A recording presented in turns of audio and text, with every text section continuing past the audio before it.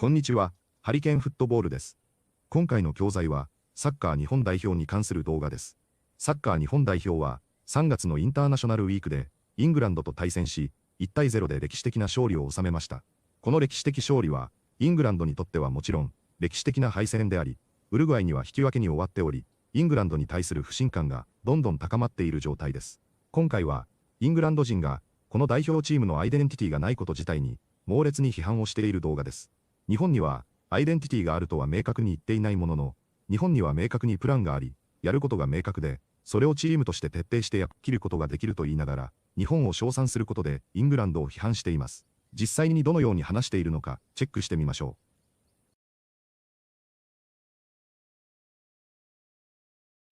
う。Man, there's all the talk about the strength and depth. There's all the talk about England's squad. It's all talk about hiring a proven manager in cup competitions. For me, none of that matters. For England, it's not coming home, man. It's not coming home. I can't see in any way that England win this World Cup. I'm uninspired. I'm bored. And that's often the case with England. It was the complaint under Capello. It was the complaint under Savin. It was the complaint under Hodgson. It was the complaint under McLaren. A complaint under Gareth. It's just on and on and on. And it's the same thing again with England. Like, England come up against these type of teams like Japan. And yes, England had majority of the ball. But that's because Japan wanted England to have the ball. Because they were not afraid of England's threats in any shape or form. In any way, they were afraid of it, right? Japan have a clear plan. They press you and then they win the ball high and they score off turnovers. That's exactly what they do. And they've got the technical ability to keep the ball, to be a team that's in unison. And that's often the case with England. The teams that England struggle against are the teams that are happy, that get on the ball and also happy to let England have the ball. So it's two ways about it, right? When these teams like Japan, now let me quickly praise Japan because Japan play like a club team. And I heard a lot of these Japanese players have actually come up together from like the under-21s or wherever it is, right? But you can see it. It's a synchronized press. It's a synchronized, the shape is fantastic. When they're on the ball, they're all within vicinity of each other. They're not too far away from each other.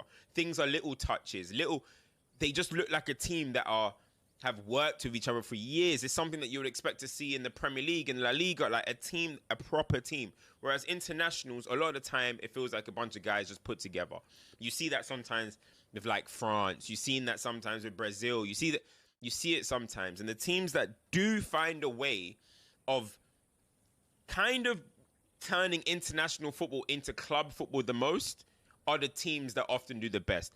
Argentina, when they won the World Cup, a very solid unit that play like a team that have been playing with each other for 10 years, right? Under the same manager. The same thing with Spain, great Spain teams and the Spain team of the Euros.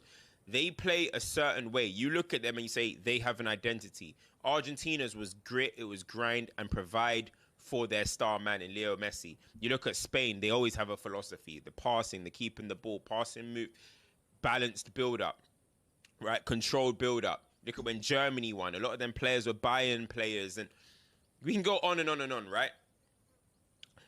England are the furthest from that.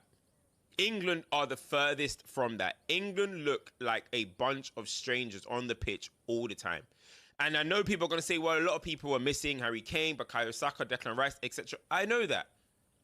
But would I even be confident with them guys to say that England would definitely beat Japan? I don't think so, you know. I don't think so. Now, of course, Kane is a big loss. I'm going to talk about that in a sec. But it's the identity of England. I still think England don't know what they are. We never know what England are. What type of nation? Are you long ball? Are you a high press? Are you controlled build-up? Are you aggression? What is England? What is English football? And I was never in favor of the Thomas Tuchel appointment. Personally, I said, okay, we're going to have to get behind him. But I never thought it was a great idea. I always think, personally, I don't care what I might sound like flipping Restore Britain guy. But I'm saying, I always think the manager of every country should be from the country they're from. That's just personally my opinion. I cannot imagine Nigeria hiring a Ghanaian. You know what I mean? Like, what? A Ghanaian is in charge of Nigeria? Like, I just can't imagine it, right? So I'm always just thinking about it like that. That's one thing. I liked the way Lee Carsley was playing. I liked the players that he brought into the squad. I liked what he was doing, right? Giving a lot of these under-21 players the opportunity and stuff. I liked it. I would have kept him, but that's a whole nother story. But I'm not seeing much inspiration around Tuchel, and I know England's results are always going to be decent. England are always going to win games and, you know, score 5 in this game, and we're going to be excited. I'm going to be like, oh my God, England. But I'm not seeing any real inspiration behind this England team with Tuchel. I'm seeing a lot of calling out from Tuchel on players. I'm seeing him say the attackers are not putting up enough numbers, which is true. I'm hearing him say, Maguire, I don't know, you might be disappointed. He's not going to play slow. I've heard him say so much things, and I'm thinking to myself, heard him talk about Trent, I'm thinking to myself, but what are you actually doing out there? What are you doing to get England ready and prepared to win a World Cup? Because it's not about, he's there to win the World Cup, should I say. He's there to win. It's not about make the nation believe. Gareth Southgate did that. Gareth Southgate made the nation believe. It's about going and winning it. And I always said international football is different. You can't just say because the manager was good at club level in a cups, he's all of a sudden this cup specialist and it's going to work in a tournament. I don't think that's the way it works, right? I really don't think that's the way it works, but that's often how it's kind of portrayed, that is the way it's going to be, right? But I don't think that's right. Obviously, guys are missing, and I need to talk about some people I'm just so disappointed in. Foden's obviously playing out of position, but Foden in the England shirt, that's more of what you get. Anthony Gordon, Rodgers, Cole Palmer, like Cobby didn't really get involved too much. Yeah, they had a lot of touches, him and Elliot Anderson, but I just thought, I haven't seen Cobby even like, dribble past the guy enough. You know what I mean? Like get past some guys like I know he can do.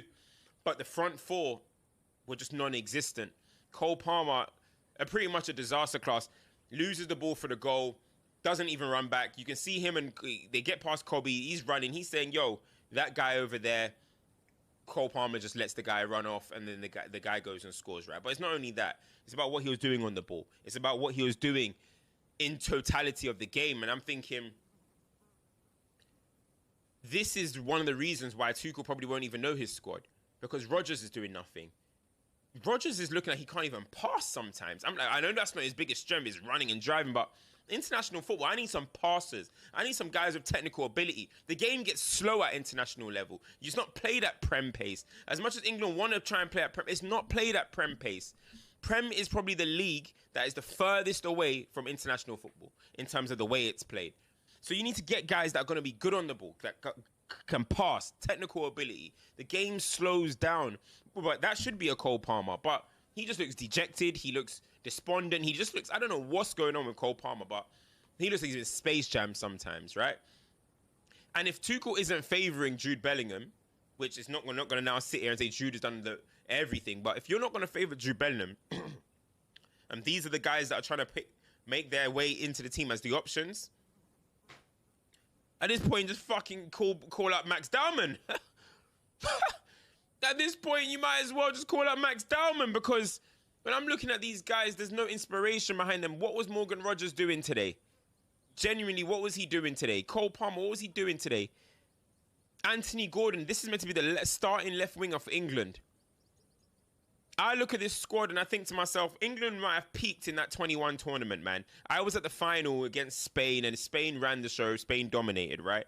But honestly, in terms of like squad depth, in terms of the players that were in the squad, in terms of the moments that they were in, I look at that 2021 Euros and it's going to be one of the biggest regrets in England history. That was the squad that should have went on and won it.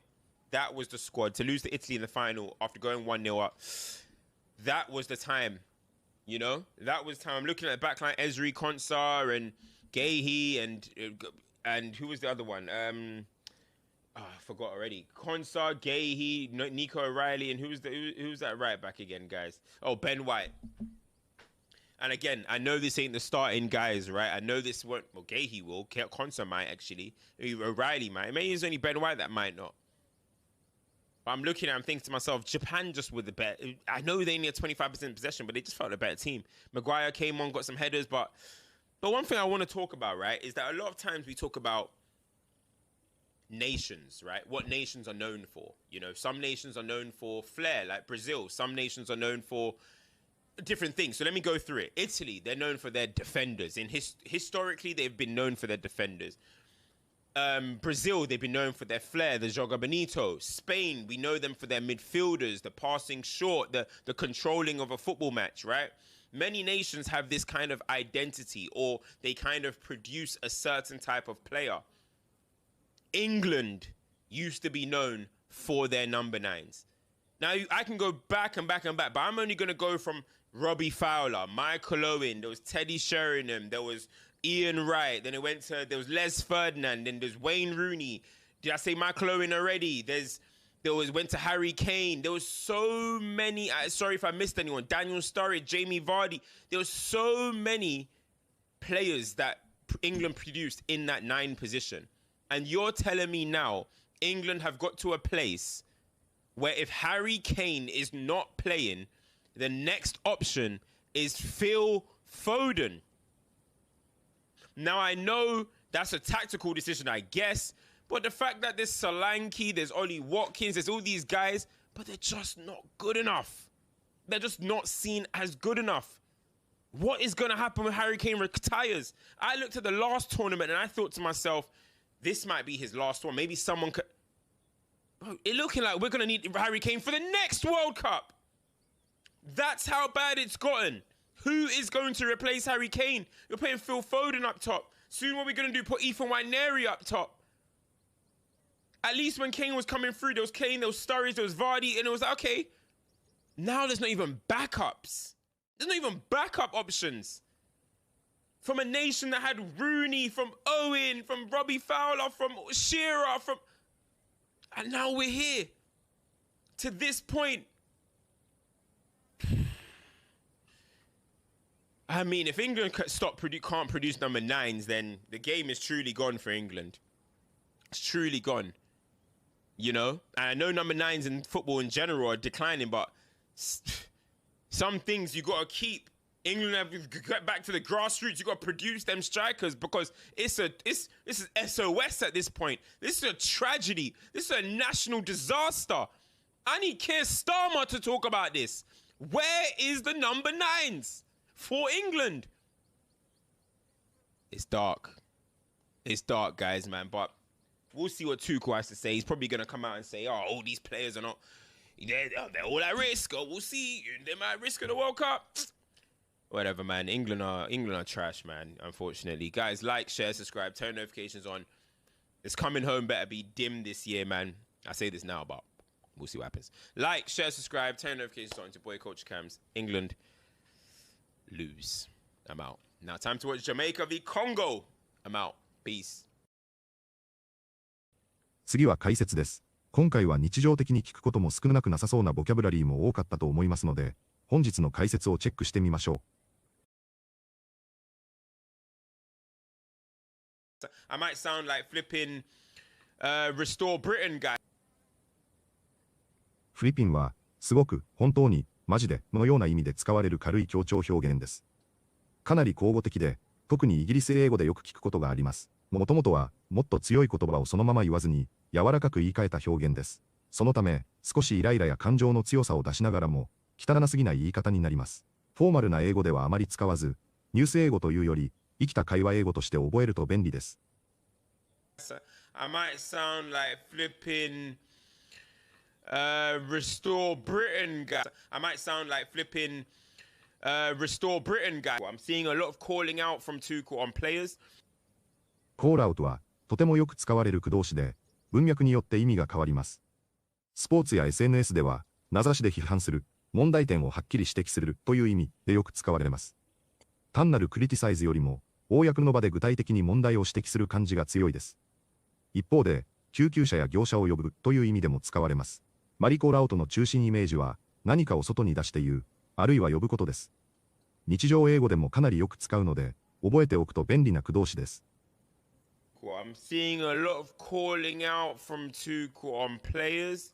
I'm seeing a lot of calling out from Tuchel on players, but he just looks dejected. Dejected は、落ち込んだ、しょんぼりした、意気消沈したという意味の形容詞です。特に、悲しさや落胆が表情や態度にはっきり出ている時によく使われます。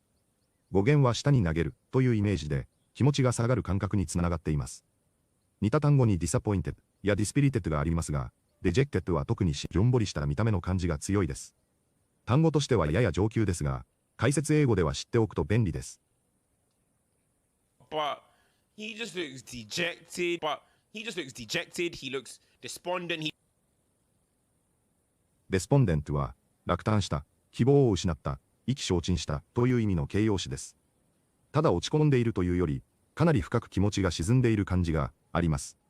似た単語に dejected や dispirited がありますが、despondent は特に希望を失っている感じが強いです。そのため、表情や雰囲気が重く沈んでいる場面でよく使われます。会話の基本語というより、記事や解説で映える上級語彙です。感情の深さを表したいときにとても便利な単語です。He looks despondent. He looks like he's in Space Jam sometimes, right? スペースジャムは、もともとは映画スペースジャムから来ており、まるで能力を奪われたような状態を表すスラングとして使われます。例えば、急に本来の実力が出なくなった選手に対して、スペースジャムということがあります。スポーツでは、絶不調の選手や別人のように見える選手を表すときにぴったりです。試験英語ではなく、生きた英語として覚えるタイプの表現です。He looks like he's in Space Jam sometimes, right? He looks like he's in Space Jam sometimes, right? This coming home better be dim this year, man. dim は、薄暗い、ぼんやりした、かすかなという意味を持つ便利な単語です。明るくない、はっきりしない、弱いという共通イメージがあります。会話では、He's a bit dim のように、少し頭の回転が遅いという意味でも使われます。ただしこの使い方は少し失礼に聞こえることがあります。スポーツでは、希望が薄い時や盛り上がりが弱い時の比喩としても使えます。短い単語ですが、比喩表現まで知ると一気に理解が深まる単語です。This coming home better be dim this year, man. This coming home better be dim this year, man. いかがでしたか？イングランド人は、今回のイングランド代表の戦い方について、当然のことながら、ハリー・ケイン、ブカヨサカ、デクラン・ライスなどが不在であったことを、一番大きな言い訳にしていますが、ハリー・ケインが不在の時に、バックアップがいないことが明確になったこと、偽9番が機能しないことがマックになったこと、世界ランクトップ20以上の相手には、勝てれないという懸念が大きくなったこと、そしてそもそも、何をしたいのか、どういう戦いは保護しようとしているのかもわからず、スーパースターたちが、ただピッチで感覚的にやっているだけ、という論調が多いように感じます。それと比べると、日本の戦い方は、やることが明確で、プランがあり、システムとして組織的に実行し、全うし、完璧に守りながら、カウンター一発で勝利する姿が、対照的なものとして印象強く映ったように感じます。日本代表選手たちも、もう少しボールを持ったり、特に終盤はただ蹴り上げてクリアするだけでなく、もう少しキープできるようになるべきだ、という話もありましたが、今できることを最大限に実行し、そしてまた先に進んでいることが想像できるような試合だったとも感じますので、もうすぐにはワールドカップがやってきますが、楽しみにしたいと思います。本日もご視聴いただきありがとうございました。またすぐにお会いしましょう。